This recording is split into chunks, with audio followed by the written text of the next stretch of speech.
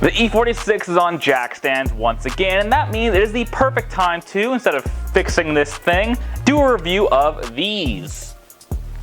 The ISC N1 coilovers.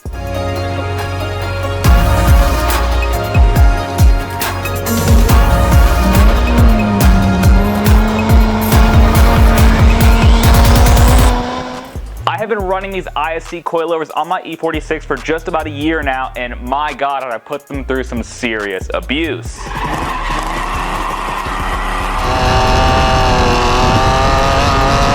And after having owned the E46 for over 5 years now, I've gone through at least half a dozen different suspension setups, and in general, I've got a pretty good feel at this point for what is and isn't considered good. So let's just jump right into it with these ISCs. These are a complete coilover solution with monotube dampers, springs, top hats, or an adjustable camber plate depending on your application, shorter sway bar end lengths, and damper adjustment knobs that rings in at just under $1,000 base price. The N1 monotube dampers are adjustable with 32 clicks of adjustability that affect both compression and rebound together. What I really like about the ISCs is that you can both hear and feel the definitive click as you use the damper adjustment knobs.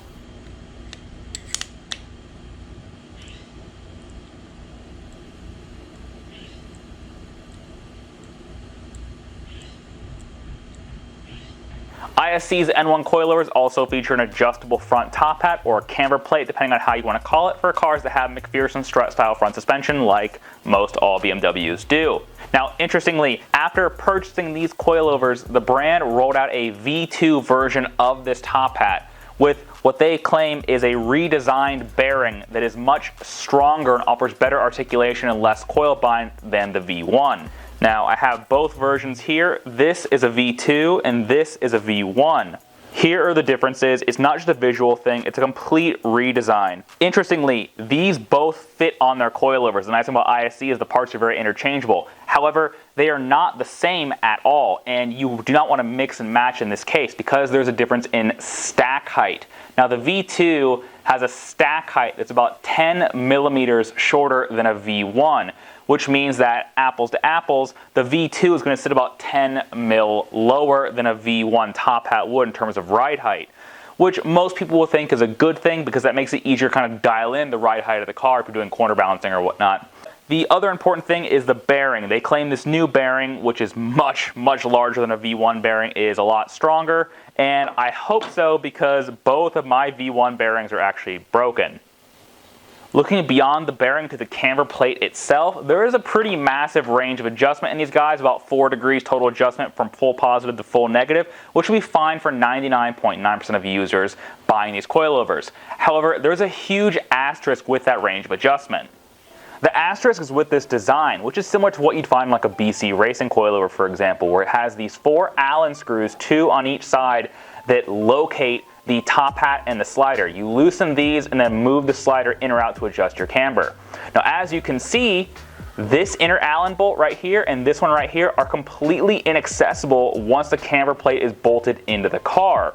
And so if you had them set like this, if you want to reach the full negative or full positive range of travel, you should have to drop the shock out of the chassis to do that final adjustment, which is very annoying when it comes time to do alignments.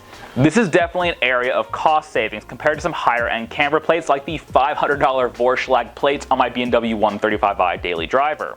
In that car, all you have to do is jack the front end up, loosen the camber plate from the top, and slide the wheel in or out.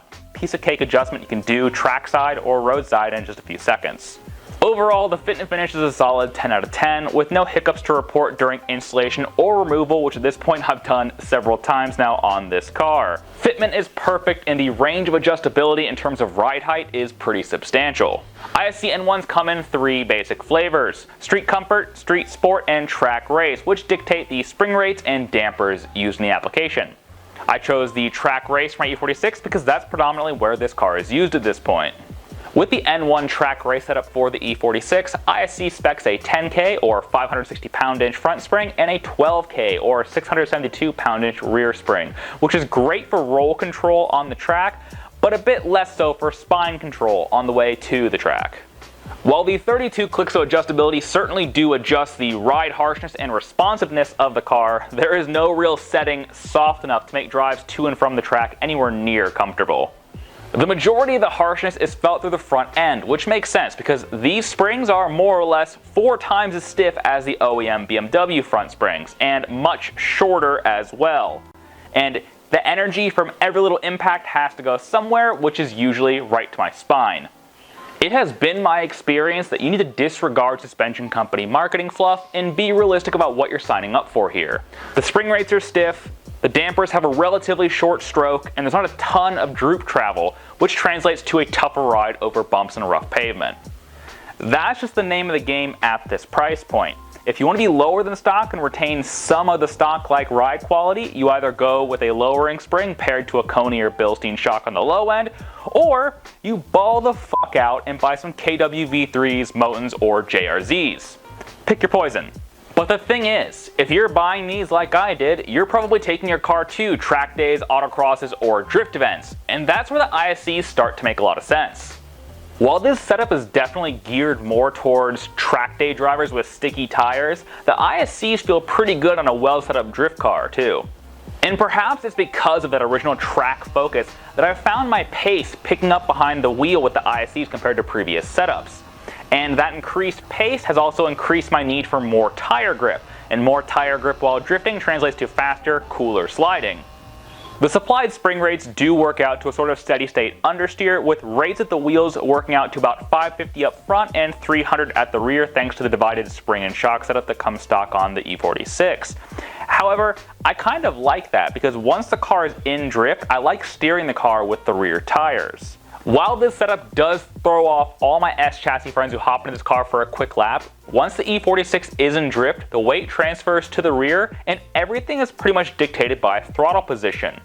If I want more angle or more speed, I give it more gas. However, if I want the car to sort of straighten out, all I have to do is lift a bit and the rear end grips up, which for me makes driving this thing very, very pleasurable once it's in drift. If you want to see an extreme example of this, watch how Chelsea Denofa drives his Formula Drift Mustang. Those cars are pretty much sitting on their rear tires the entire lap, and sometimes getting these gnarly three-wheel motions where in the low-speed corners one of the front wheels is in the air. That's an extreme example, but it shows you what I'm talking about. So this review so far has been pretty straightforward. However, there's a reason I decided to make this review now, over a year into the ownership experience, and it's because of this. This is my Bluetooth 2-piece shock absorber. I snapped this ISC shock in half at my last track event on a warm-up lap. I wish I could say I was doing something cool, but I really wasn't. I was basically on a warm-up lap, I went up some trackside curbing at angle, and the sheer force of doing that caused the strut on the inside wheel to snap. Interestingly, I didn't really feel anything behind the wheel until the next corner went to flick into the transition and the car went bang and then slumped over on its side. After limping the car into the pits and assessing the damage, my day was done and I had to call a flatbed to go home. That was irritating. That's also a part of racing. Even on a warm-up lap, when you're going a whopping 23 miles per hour, shit can go wrong and parts can break. I'm pretty good about carrying tools and spare parts to the track, but admittedly, I've never carried around spare shocks before. But after this, I will be. And I say that because after talking to a few other E46 drifters, this is not that uncommon of a failure mode. You see, if you look at a BC Racing shock, or a Megan, or a Godspeed, they all have the same basic design as these ISCs, where the top part of the strut, where the threaded section is and where the adjuster rod goes down, is much thinner than the shock shaft itself. This area is just a weak spot when it comes to shear forces and side impacts, because the bottom of the strut is located in the very rigid steel knuckle, and the top of the strut is located by the strut tower, and something has to give, and this area is the weakest link, unfortunately. Here's where things get interesting. I emailed ISC's customer support line and told them that I sheared one of my shocks in half on the racetrack. To be honest, I figured they'd tell me to pound sand. After all, this is a drift car, you're on the racetrack, shit happens. They got back to me, asked for details of the incident, pictures of the damage in my original order invoice, which was from Bimmer World. And then 2 days later, they warrantied my shock and sent me a new one for free. That's amazing. That's actually unbelievable. It's so unbelievable that even in my original email, I expressed my doubts about this going anywhere because, well, this is a track day accident. They didn't have to do anything. Again, they could have told me to get lost. But they didn't, and that's important.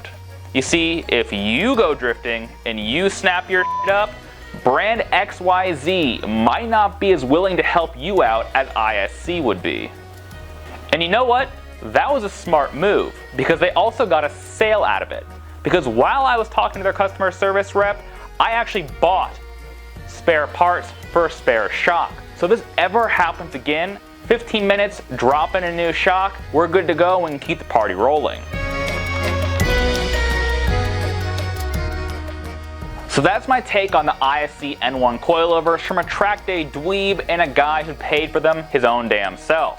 These are a nice, budget-oriented performance coilover solution for the weekend warrior racers out there. And I'll go ahead and drop a link in the description to where you can buy a set for yourself if you'd like. Alright everyone, my name is Jake. You've been watching Drive, Brake, Fix, Repeat. Please subscribe if you haven't already, and I'll see you guys next time where I go do more fun things with cars. Bye!